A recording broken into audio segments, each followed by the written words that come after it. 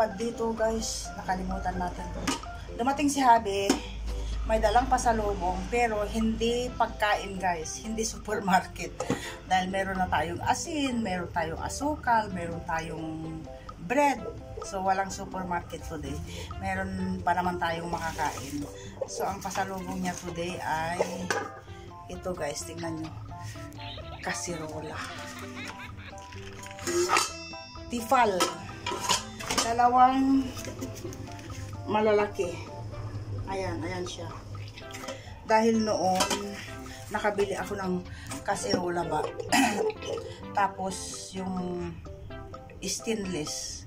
Tapos, nahihirapan ako every time na magluto ako.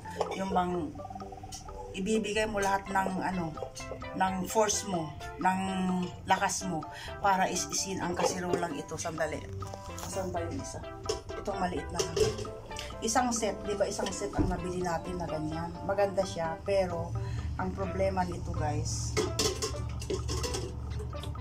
ayan maganda siya. Isang set siya. Pero ang problema niyan is yung pag nagluto ka, talagang iis-isin mo yan para makintab na makintab. Tapos sinabi ko kay Habi na nahihirapan ako, masakit yung aking balikat. So bumili na lang siya ng yung choice niya ba. Oo. Dahil napadaan siya sa isang bilihan ng appliances ba. May nakita siyang ganito. So bumili siya ng dalawa. Sandali, tingnan natin. Maganda siya ha. Tifal. At least ito, ganito sana ang bibilhin ko noon. Kaya lang, namahalan ako.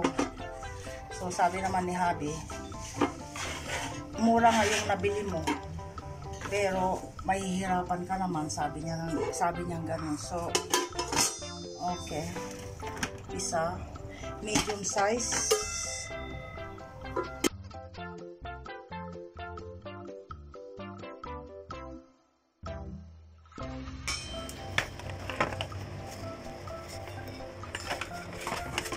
Okay, mamaya ulit guys. A few inches later. Nabinggo na yung ating food guys. Yun, spaghetti pababa, spaghetti white. Ubos na. Puno yan. And then separately yung sauce, minced meat at saka mushroom. Wala, ubos na. At as usual, gumawa tayo ng ating sariling sikap. Adobong baboy, at may gulay dyan. Nakakita na kayo ng ganyan guys. Oh, ayan. Fresh po yung ating gulay. So, hinaluan kong ganyan. Luto na yung baboy. So, madali lang yan.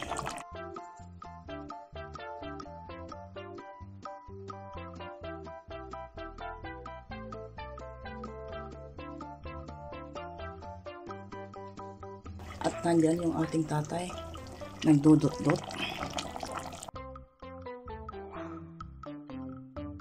Tapos na itong ating mga kasama dito. Ako na lang ang kakain.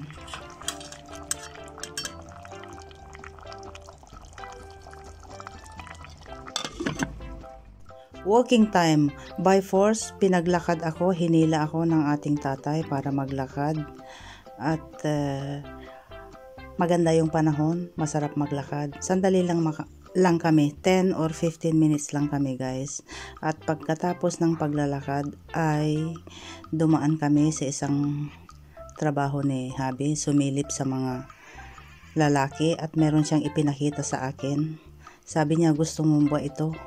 Gawin natin sa bahay. Sabi ko, uy, grabe, pagod na ako sa dekorasyong nangyayari sa bahay. Kung minsan sa taas, kung minsan sa baba, kung minsan sa hagdanan. So, pinapakita niya sa akin ang yung sa wall ba para gawin daw sa bahay. Sabi ko, not now. At yan, pinapakita niya sa akin ang mga ginagawa nila. Sumilip lang kami sandali dahil balak din namin bumili ng pagkain ni Lucky. Naubusan ng pagkain si Lucky. At yan, yung sa wall na yan, gusto niyang gawin ang ganyan sa bahay, sa may salas. At yan, puros namumuti-muti na yung mga damit ni Habi sa paanan. Yan, maganda po ba yan, guys?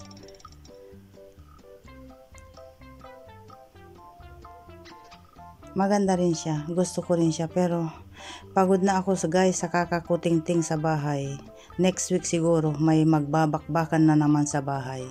So dito guys, nawalan nga ng pagkain si Lucky at bibili lang kami ng cookies niya at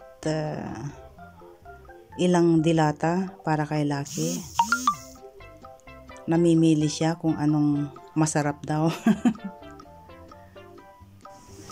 Bingo ang bulsa ni Daddy.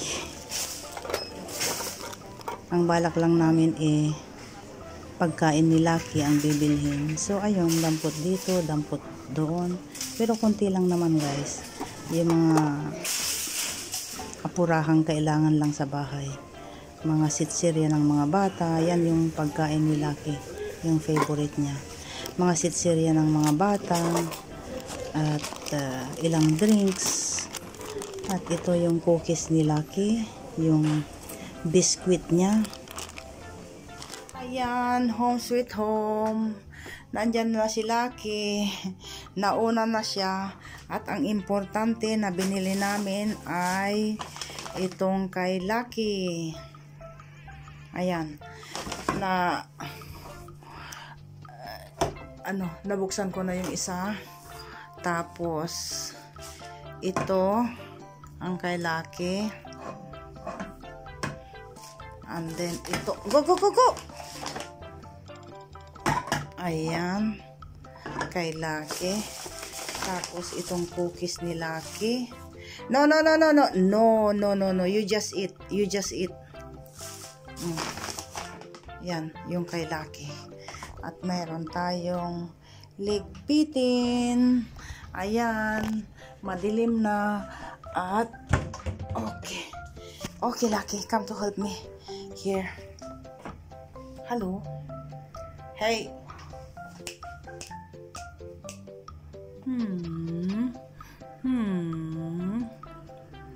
You like your food? We'll cover this one. Okay. We'll cover it. Okay. I can't hold it, Lucky. You know how to. Here. Tomorrow again. Okay, we'll just cover it like that. And then we'll put it in the fridge. Done, tapos na po tayo at ang ating Lucky ay nagpapainit dyan, nagpapaaraw. One eternity later.